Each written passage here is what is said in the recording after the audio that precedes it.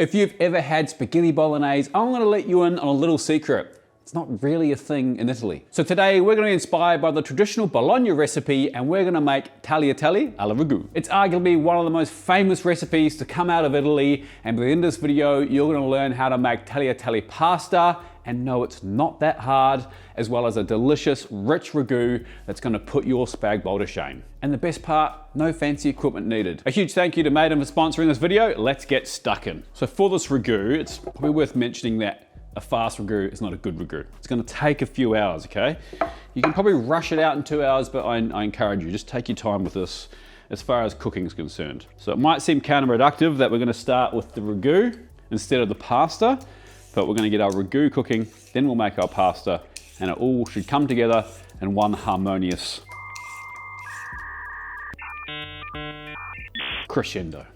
Classic murappa, 1 carrot, 1 onion, a couple of sticks of celery, nice and finely diced. The only other thing we need to cut up is the pancetta, and it's really important in this recipe. Now, pancetta is pretty readily available. It's nice if you can get the whole pieces that aren't sliced already. You can get nicer kind of pieces, but maybe not super easy to find. If you can't, just get it sliced like this and then cut it down. And if for whatever reason you live in regional Australia or regional US, wherever, and you can't find pancetta, just some nice smoked bacon will work as a replacement. All right, let's get this cooking. So I've got a pan on high heat for the time being. We're gonna control that temperature though. I'm gonna add a couple of tablespoons, or 3 tablespoons I'd say, of olive oil, and let that just get a little bit of heat in it before we add our pancetta. At the same time, I'm gonna heat up this other fry pan over a high heat. This is what we're gonna use to seal our beef off. We're gonna do it in batches. It's really important to get a nice Maillard reaction on the outside of all that beef before we put it into this pan and slow cook it down. That's gonna develop heaps of flavor by doing it in a separate pan to our pancetta and murappa. Got some heat in our oil, add the pancetta. Then pretty quickly we can add our carrots, onion, and celery. Small pinch of salt because the pancetta's got a decent amount of sodium in it. And we're just trying to saute this all down. We don't really need to develop heaps of color in the murappa at this point. So while our murappa is still doing its thing, we're gonna start sealing off the beef. So this pan's nice and hot now, a little bit of oil in there. Roll it around the pan, and we're just gonna add a little bit at a time. We really wanna get some decent color on this meat. A little bit of salt, and just leave it for a couple of minutes to get some good color underneath. All right, once we've got some nice color developed here on this beef, we're gonna add it to our murappa, and then continue sealing off all the beef. Once you're getting some color pulled up on the bottom, you don't need to stir this like really aggressively at the start. Just using a flat wooden spoon, you just want to break the beef up so you don't have big bits of beef before you start stirring it around and developing color evenly across it all. Last one going in. Stir that through. It's going to get that heat coming back up again. Then I'm going to add the red wine. Reduce that red wine by 2/3 at least. It should take about 6 to 7 minutes, shouldn't take too long. But when you pull your spoon back from the pan, there should be no kind of excess liquid on the bottom. At this point, we're gonna add our tomato passata. Now, tomato passata is different to tinned tomatoes. It's basically tomato puree. I'm just gonna clean that jar out with a bit of water. Stir that through. I'm gonna bring it to a simmer. Let that bubble away for at least 2 hours, 4 hours preferably.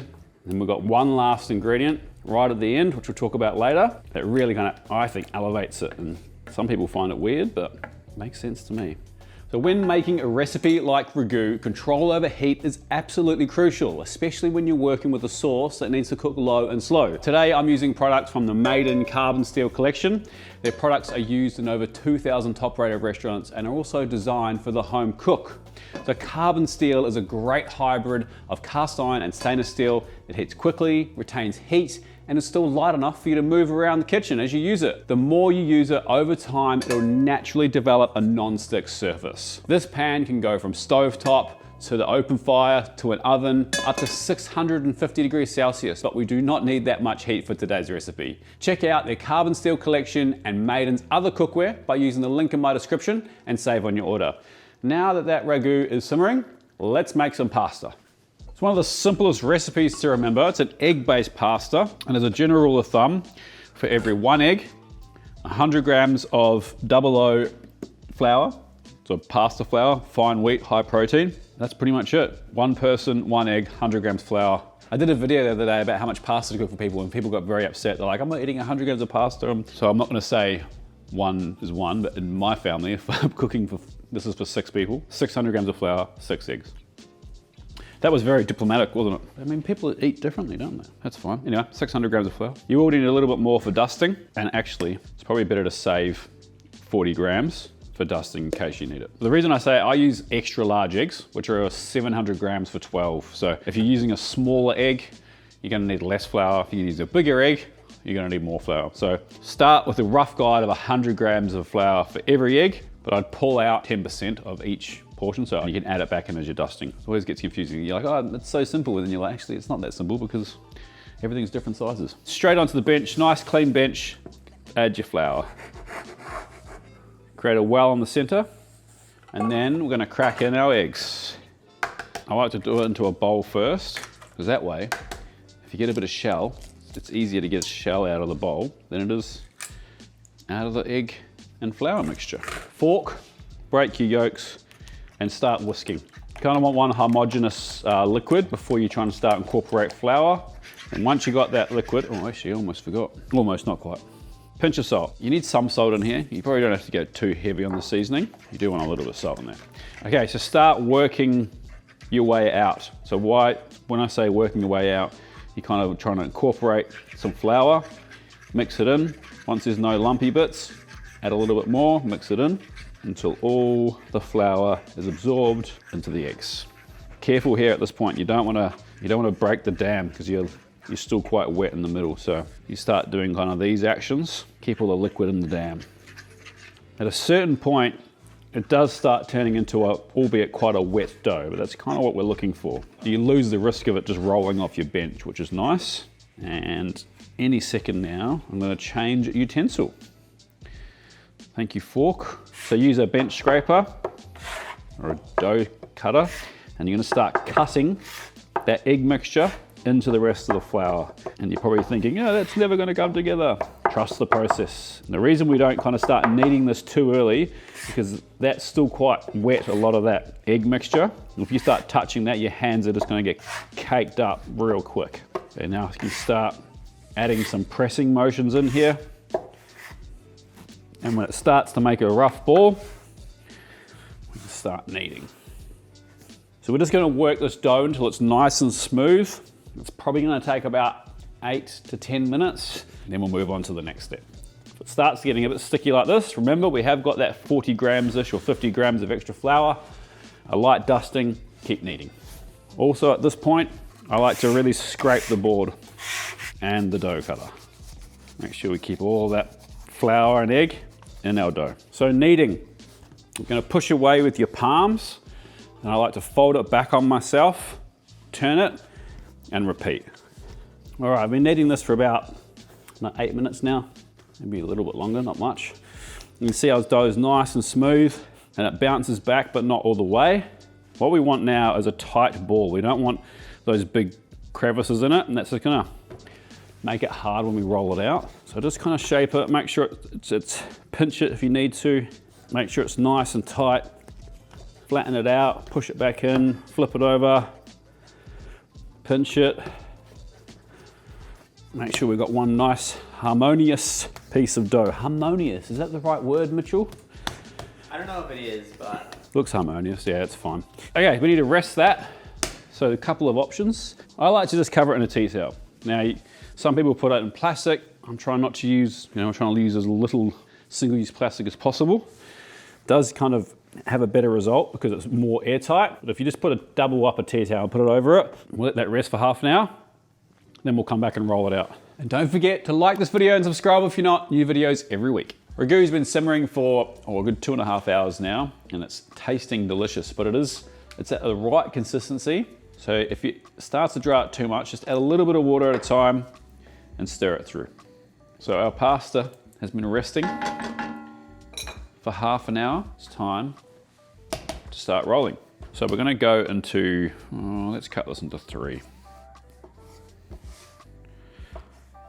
I'll leave 2 pieces under this tea towel, and we'll just work with 1 piece at a time. If you use plastic wrap, you won't get this cracking. And all that is the dough drying out. So I wouldn't stress too much about it, but lightly dusting of flour.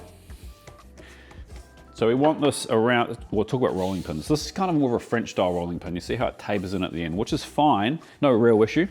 However, if you want to get real, get yourself one of these. This is just a big dowel from a hardware store. The reason I like this is because you can get lots of pressure on it because your arms are nice and wide, which is great, and it's one thickness all the way through. So I'm gonna roll this out.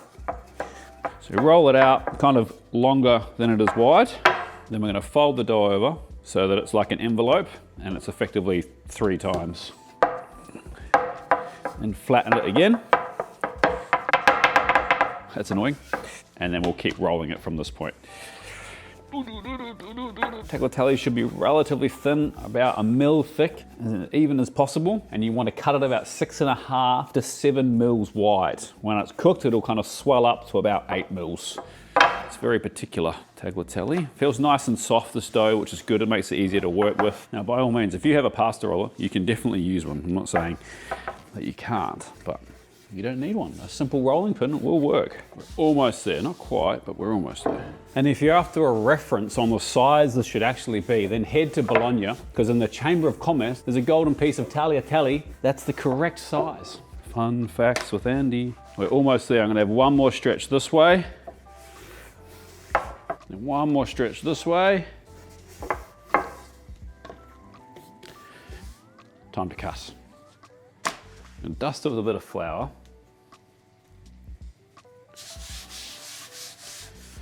I'm going to roll it up, not super tight.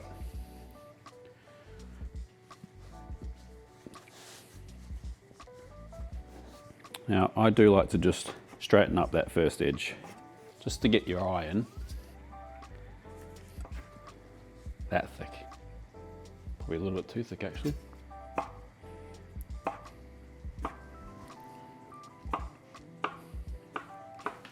And we need to unroll them.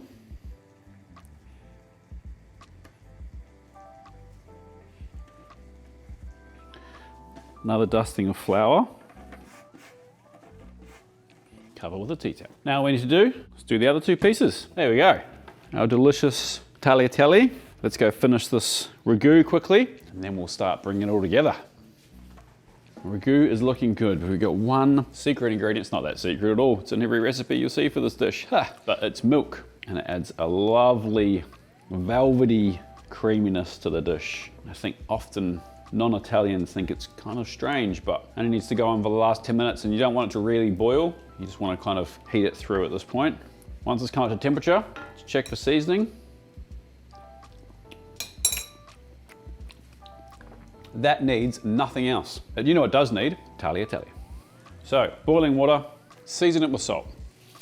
Doesn't need to taste like the sea, just needs to taste well seasoned. We're gonna do this in like 2 portion batches. I think if you start doing more, it becomes quite hard to kind of get the pasta or the sauce through the pasta. That's why I've got a separate pan here. We're also gonna need some Parmesan, and I like to put some through the sauce as well as over the top. So I'm just gonna grate a bit to the side, and then we'll put it in the fry pan when we're bringing this all together. Water's boiling. I'm gonna add a couple of portions, which are about 100 grams of pasta each. If you like more, you can put more. Give it a stir, you don't want this to stick together, and it's only gonna take like 2 minutes to cook. So turn your pan that you're gonna mix everything on and add the sauce. I reckon you're gonna add about 2 spoons, that size spoons, for each portion. One for good luck. Turn the heat on, the pan, you're gonna mix everything in. So our pasta's ready. We're gonna pull it out and put it straight into the pot, and don't stress too much about draining too much water. You want a little bit of that water anyway. That'll help to emulsify your sauce. Add some of that fresh Parmesan, and then we carefully stir everything through. And I add a little bit more water.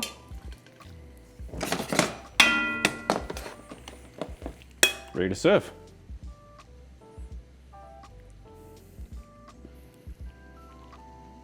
A little bit more cheese on the top. Tagliatelle al Ragù. Some simple ingredients here, bit of technique, some patience. Delicious. Rich, deep sauce, lovely, delicate pasta. Stunning. Well, honestly, I encourage you, if you've got a few hours to spare one Sunday, make this for your family, because homemade is always better. Thank you, legends, so much for watching. A huge thank you to Maiden for sponsoring this video, and we'll see you next week for another one. Peace.